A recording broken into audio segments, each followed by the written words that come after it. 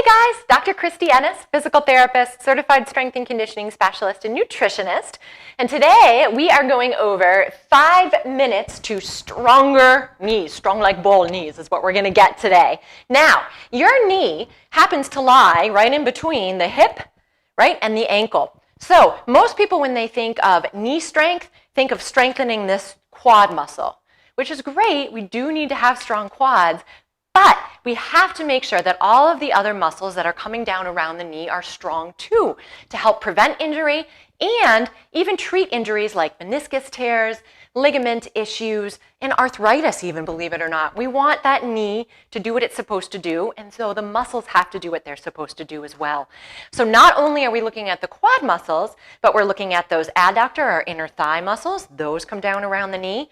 The outer hip muscles come down around the knee. Calf muscles actually come back up. And then hamstring muscles, the muscles in the back of the leg, come down and around. So all of those muscles have to be functioning in order for us to function and for our knee to be in its happy place. So the very first thing we're going to do is lying down on the ground. Now, I do not suggest doing this one. Yes, I know I said that. Unless you find that you have difficulty standing. If it's uncomfortable to do a weight-bearing exercise, this is where you're going to start.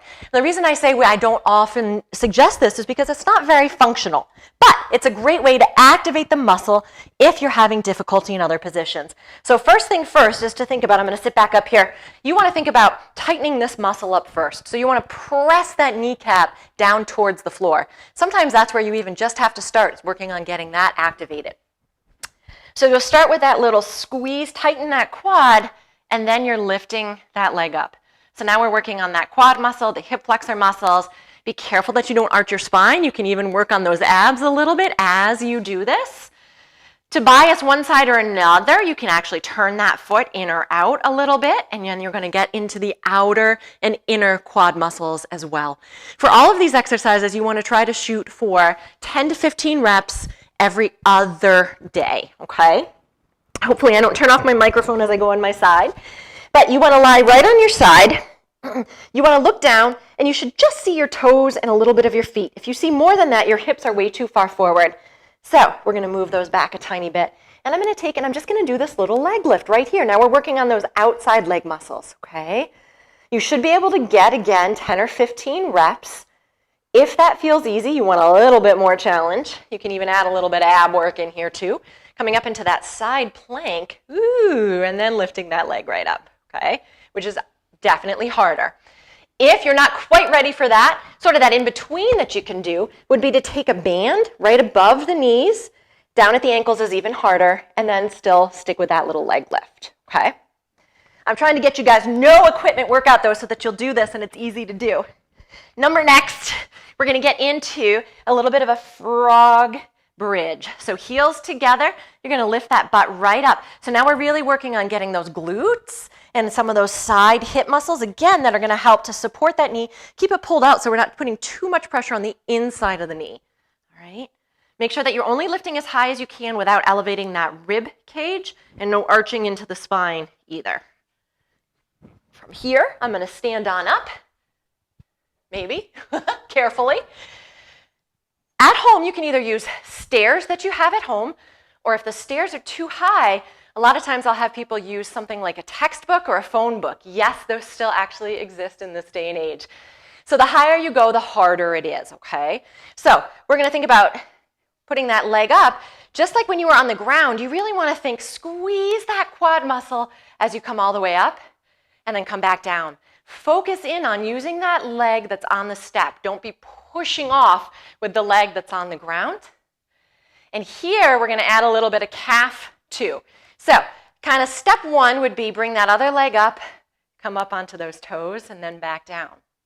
If you're good with that, we're going to add a little balance challenge in here. You're going to come up and then come up onto just that one foot and back down. You can certainly hold on to something if you need to, okay?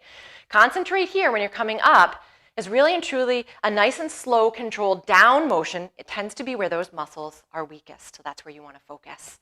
All right, we're going to go right to the side. So I'm going to step up with one leg. Now we're using a little bit more of the side thigh muscles, side hip muscles, And again, if you want to add a little challenge here, go ahead and bring that opposite leg out to the side. Make sure it doesn't come forward because that means you'll use your hip flexors. We're trying to concentrate on these side muscles. You can always add a band to this as well to make this a little bit more challenging. But remember, this is where we're starting, just with that nice little step up, still concentrating on using that leg on the step, not pushing off with that leg on the ground. And then lastly, I'm going to grab my little ball. At home, if you have a little kid and you have a ball like this, perfect. If not, you can easily just take a pillow and do the same thing. So you want to scoot your toes way far out, far enough so that when you come down, your knees don't go over your toes. So now as I'm doing this, my back is supported as opposed to a squat. This is usually where I start people, but I'm getting those inner thighs as I'm squeezing into that ball or pillow, whatever you have at home. And again, this is usually a little more gentle on the knees too than a squat. Just make sure that those toes are far enough out, and my door is squeaky, so sorry about that. So there you have it, you guys. That should take you 5 minutes. That's it, just a few times a week, and you're going to strengthen up all of the muscles that need to be strengthened to support that knee. So thanks so much for tuning in. Click that little subscribe button if you haven't done so already, and stay tuned for more.